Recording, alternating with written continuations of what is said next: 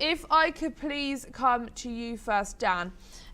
President Trump is calling it an initial agreement to end this conflict, but Iran says that the proposed understanding is only a starting point for future negotiations. Is the world witnessing a historic peace deal or simply a pause in hostilities? I think it probably will lead to an end of hostilities because it's difficult to see the U.S. whatever happens during the 2 months of negotiation, restarting the war in August, 2 or 3 months before the midterms, when it's pretty clear that any continuation of fighting that leads to a continuation of the economic warfare that leads to high energy prices is going to harm Trump in the midterms. And it's not just a question of harm, it's devastating, because if he loses the House and the Senate, then his agenda will be trashed, and he may well face impeachment and certainly investigations of every conceivable kind. This is not irrelevant. It may seem vulgar and unfortunate that domestic politics influences geopolitics, but I think that's the way it is. Now, Iran appears to be correct that, in fact, we have a framework with the details to be discussed later, and that, to a degree, is a humbling for the United States, because remember that it launched this war to punish the Islamic Republic regime for massacring probably tens of thousands of its own people, and the U.S. had determined that some version of the responsibility to protect principle meant that they had to be punished and hopefully removed. And beyond that, the U.S. and Israel had a whole series of demands upon the Iranian regime involving its various misbehaviors, in particular the support for and arming of and guiding of and essentially running of proxy militias, some would say terrorist groups all over the region, undermining the sovereignty of Arab states, getting in the way of any hopes of Israeli-Palestinian peace in the case of Hamas and Islamic Jihad, and even dominating Iraq through the PMF. So there's a whole series of demands on Iran, in theory, that some had believed would lead to surrender terms after the spectacular first week of the war, in which Iran's existing leadership, much of it pre-existing leadership, was assassinated. None of that is happening. The best case scenario appears to be that during these 2 months, we'll see some reconstitution of some version of the JCPOA, much dependent on Iranian promises not to pursue a nuclear weapon. Whether that already is the case or will be the case is not entirely clear, because the reports are contradictory, but it puts paid to the notion we cannot trust Iranian promises. The Trump's own walking away from the JCPOA in 2018 looks a little bit ridiculous, because now he's basically begging to reestablish it. And all of this is a direct result of the U.S. entering the war without having a coherent plan for the inevitable blocking of the Strait of Hormuz, which Iran proceeded to do. Despite being militarily crushed, they were able to very cleverly use asymmetric means to make America look ridiculous and to gravely harm the notion that America rules the waves, as Britannia once did, and maritime trade and commerce is guaranteed by American power. The damage, therefore, is quite great for a payoff that seems to potentially even have been achievable without the war, and certainly was already in place as of 2015. So it's a tough one for the Americans to swallow, regardless of which version is correct. But many will tell you that it was inevitable because of the politics around it. With this G7 summit, as leaders gather against the backdrop of conflicts in the Middle East, the war in Ukraine, economic uncertainty, is the G7 still capable of shaping global outcomes amid growing geopolitical fragmentation, given the fact that they are all staying in, as just said, different places? One of the questions at the G7 is whether the G7 itself is still viable. And that's an open question, because the G7 is a bit of an outdated construct, depending on powers that were, the powers 30 years ago. And it's much less relevant today, which is why many G7 meetings are often expanded to go well beyond the group of seven itself.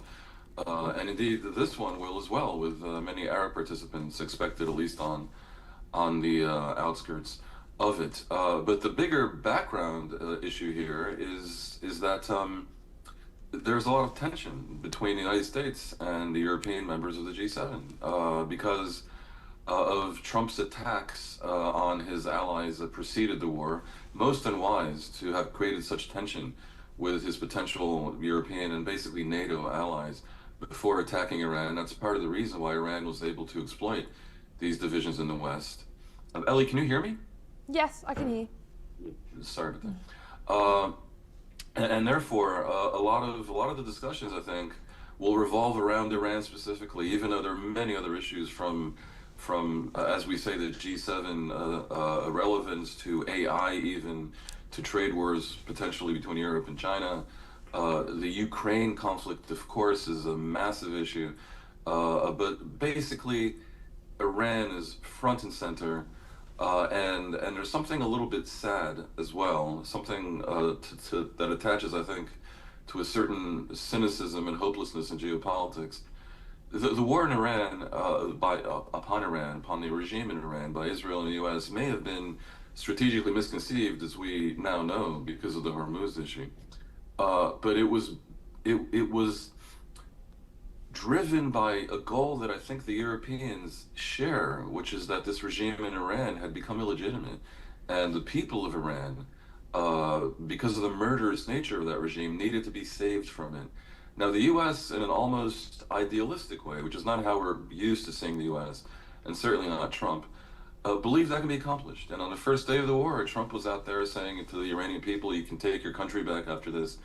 And it is truly remarkable how that aspiration has vanished into the ether. Not only vanished, but given that it's very clear that Iran will receive during the first stage at least 25 billion in unfrozen assets, and we hear talk of a $300 billion reconstruction and all kinds of sanctions relief if only they promise to not pursue nuclear weapons, and that's all that's being asked of them.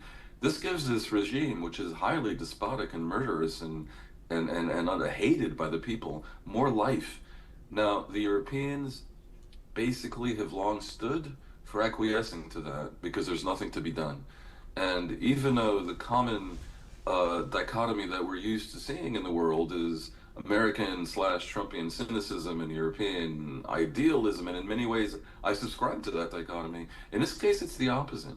And the forces that basically would have you believe that there's nothing to be done but to succumb to and work with the criminal mafia that has taken over Iran and is causing so much damage, will have prevailed. And all of it because the strategic aspects of the war were simply not thought through by Trump and Netanyahu. And that discussion, I think, is what this G7 will be remembered for. And also, Dan, as the world's most powerful democracies are coming together under this very heightened security, will this G7 summit be remembered for the decisions made inside these meeting rooms, or for the challenges and uncertainties that are forcing leaders behind tighter borders in the first place? Oh, I mean, my previous action suggested I think it's the latter. And in general, G7 meetings, like G20 meetings, and these other international fora are a little bit theatrical, and generally speaking, there's not that much decision making on site. This quite different from European Union summits where they famously go on negotiating into the night and no one knows what's going to happen. And it ends up being very bureaucratic and sometimes utterly incomprehensible, but it means something to the participants and decisions were made on site. That's not the way the G7 works. With these major, really international organizations that aren't actually supranational because they don't decide that much. There's no enforcement mechanism. I think largely it's theater, politics, just as Borzu said, versions of catering to your own domestic constituency. Everyone has their own agenda. But it helps when the G7 can come around to some consensus agreement on something. That does have power because it represents such a huge proportion of the world economy. But even there, it's diminished because of a bigger issue that emerges from these past 3-4 months of agitations, which is that this idea that power in the global economy, that having a big part of global GDP gives you strategic wherewithal, has been undermined by by well, by the fact that technology gives smaller powers and even individuals unbelievable asymmetric ability to harm those that would appear to be more powerful. So the entire G7, with controlling a majority of the global economy as it does, really couldn't stand up to Iran, whose whose GDP is, I think, around $500 billion. So that's just the reality of it, and that obviously diminishes the strategic ability to project power of organizations like the G7. And from border closures to fortified security zones, these precautions are a sign of responsible leadership in an increasingly dangerous world, or evidence that global tensions have reached a troubling new level for these countries to come together? Yeah, of course, absolutely. But while that is true, I think the biggest trigger was political and not and not thus. I think that the election of Donald Trump in the U.S. For a second term, non-contiguous but second term, after everyone knew what he stood for, and after everyone understood that he stands for a dissolution of the post-World War II order that the U.S. led, and that was so good for the U.S., but I would argue so good for many countries around the world, that the U.S. now stood for dissolving all that and undermining it and replacing it with a totally transactional, quite vulgar power system around the world, purely based on bilateral, arm wrestling. That was the real shock that might be ultimately remembered as having undone the global order to which you're referring. And also, at a time where Europe faces challenges ranging from migration pressures to geopolitical instability, could security become as important as an agenda item on economics and diplomacy at this year's G7? Look, security was always critical. Right now, we're talking about security from potential attack by nuclear Russia. That's an issue for Europe, given that the U.S. seems to be wanting to draw down its power, its military presence in Europe.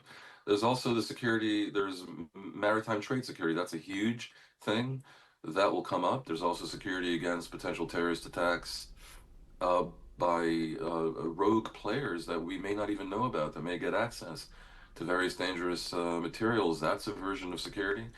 But again, the main insecurity I see is political. You'll notice in so many of these countries, the center cannot hold, and the previous center right, center left parties, whose dominance arguably was critical to those countries' stability, is falling apart. This has happened already in France and obviously Italy, and in Germany it's happening. It's happening before our eyes right now in Britain, where because of their first past the post system, the election results in a landscape where you have five or six equal sized parties is random.